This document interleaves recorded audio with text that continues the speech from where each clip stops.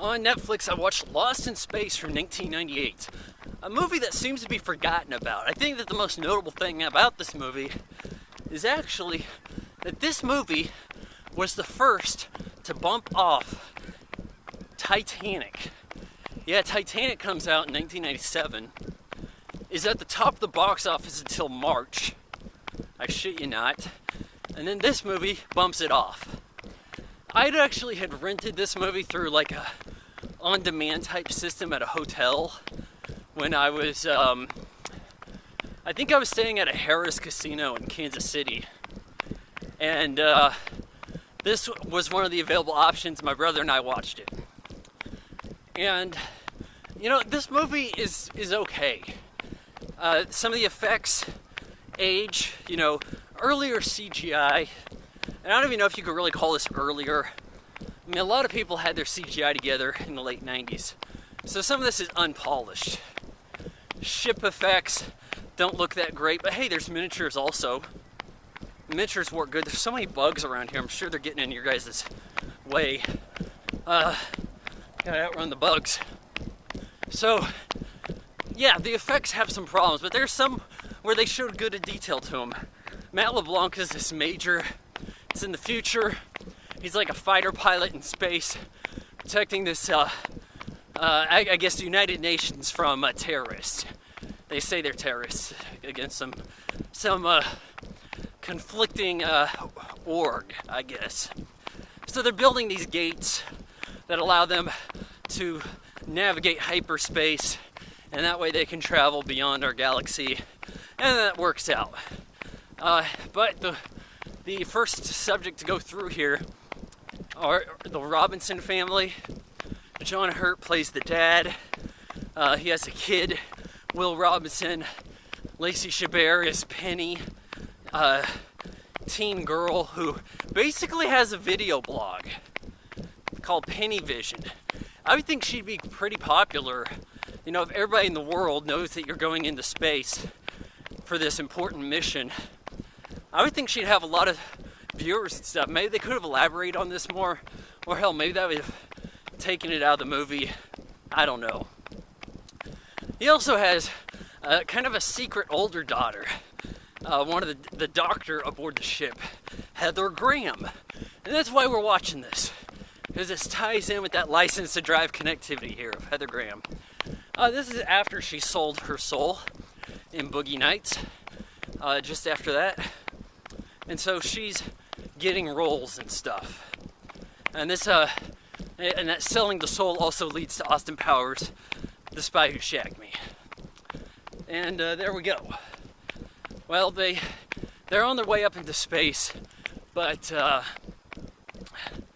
oh shit, forgot the actor's name. This is going to be embarrassing. I'm just going to go and call him Commissioner Gordon from the Batman Begins trilogy. Yeah, I said the Batman Begins trilogy. Deal with it, asshole. So, Commissioner Gordon is this evil doctor guy.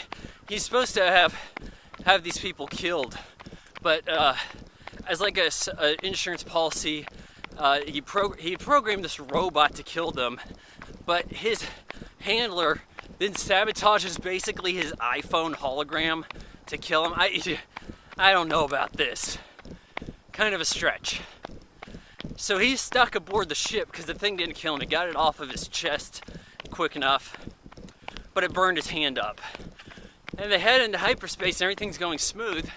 Everybody's gone to sleep in their sleep chambers, but now the robot's going to kill him, and the robot is so obnoxious. This is a movie reimagining of a TV series. This has become a popular thing these days. Except these days it always goes comedy. And this is fairly serious. There's not a lot of laughs. And in some ways it's light, but in some ways it's dark. Like the cinematography for this, way better than one would anticipate. And in many ways outshines what you get with the other visual effects. So this has quite a gritty look to it. I mean, it looks like Fight Club if there was almost like a sort of a straddle the line between Disney, DreamWorks, kind of like family-friendly Fight Club in space kind of shit. It has an odd look to it, but I do like the cinematography. I think it's one of the better things about it. They also have actually bullet time effects in here. When they make these jumps with their hyperspace drive, things that people kind of get suspended in the air and the camera rotates around them. And this predates The Matrix. I don't believe this does it the Matrix way. I think it's CGI models, and so therefore it's not the same style as what one would call true bullet time as seen in The Matrix, where it's quick photography, an array of cameras chained together. So anyways, I'm just saying here, they fight off the robot, disable it, reprogram it, and the classic line here is like, "Danger, Will Robinson, danger." So the robot has to say this. Of course, we have throwbacks like that. I think the kid's teacher is played by an actress from the original series, and they end up aboard a ship that was actually out looking for them, as they punched their way like through the sun in their hyperdrive and ended up like an uncharted area. But a ship that was captained, I believe, by a friend of Matt LeBlanc, the Major. Did I call him Matt LeBlanc earlier? I probably didn't. Joey from Friends. I was having a hard time remembering his name earlier in the day for some reason. Anyways, a friend he had rescued, now older, piloting this ship that gets lost looking for them, attacked by spider creatures. The robot helps the Robinsons fend off the creatures. All along they're dragging around evil doctor played by Gary Oldman. I remember the name now. I'm not that old.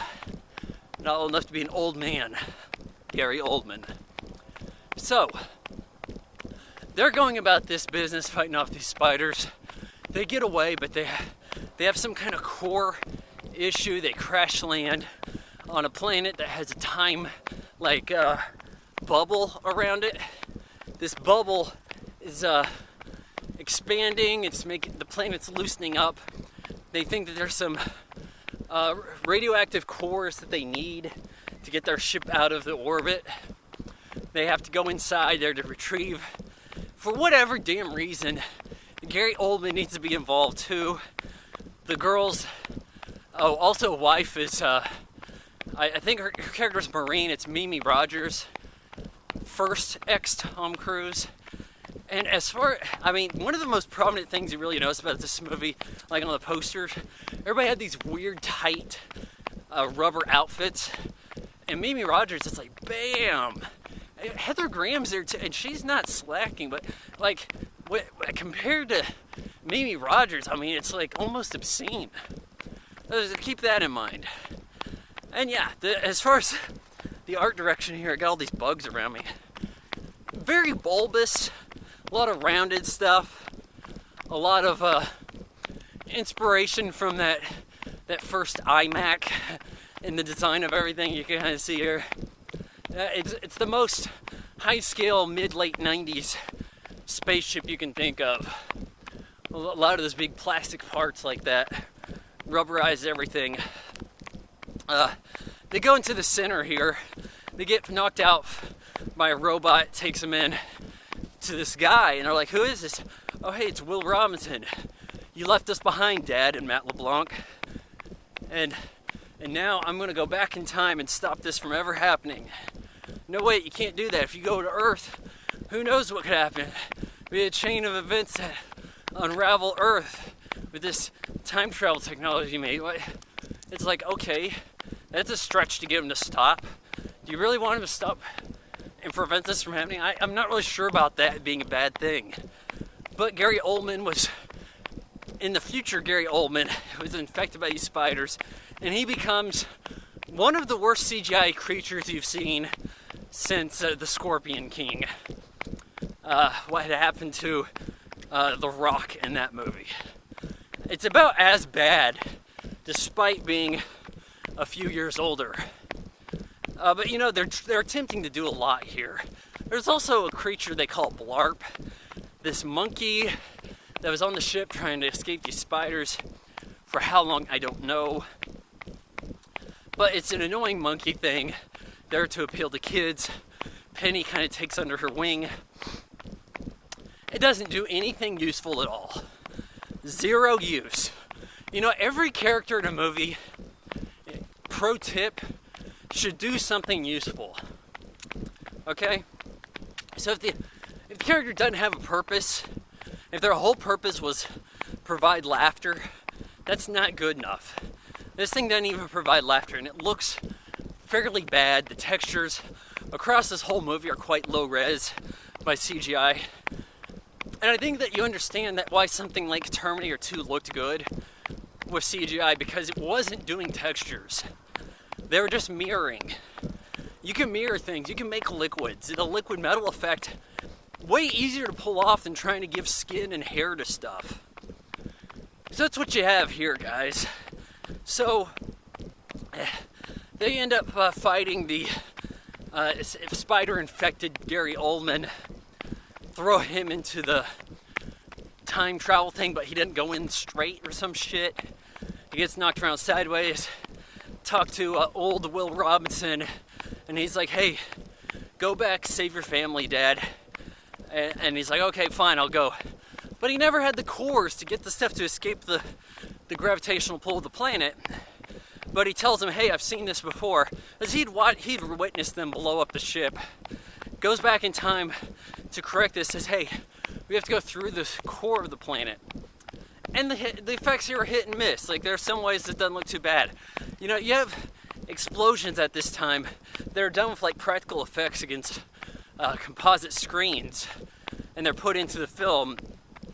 And in a lot of ways, that looks better than trying to do a CGI explosion at the time. So there's particle effects like that, too. Oh, but nowadays, we don't even screw it like that. We just do CGI particle effects and it looks like shite. Like we saw in Mission Impossible. Whatever the fourth one was called. Ghost Protocol, right? When the sand takes over Tom Cruise.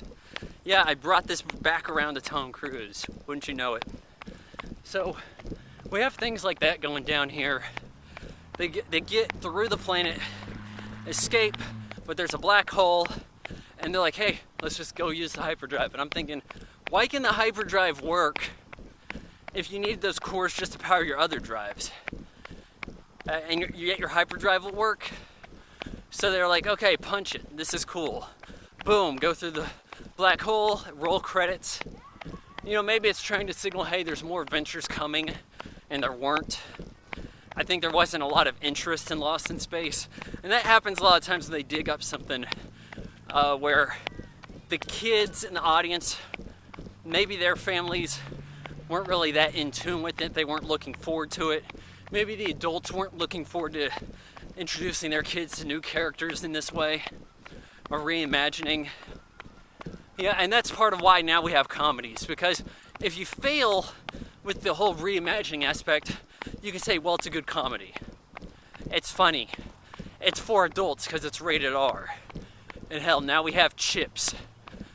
A very G-rated cop show where they never drew guns has an R-rated movie, Kiss My Ass. This movie, you know, maybe in some ways it's forgotten about, but, you know, I do commend them for being trying to at least try to be dramatic here. Performances are pretty decent, and, you know, like I said, it looks better than it maybe deserves. You know, I give Lost in Space from 1998 2.5 out of 4 stars.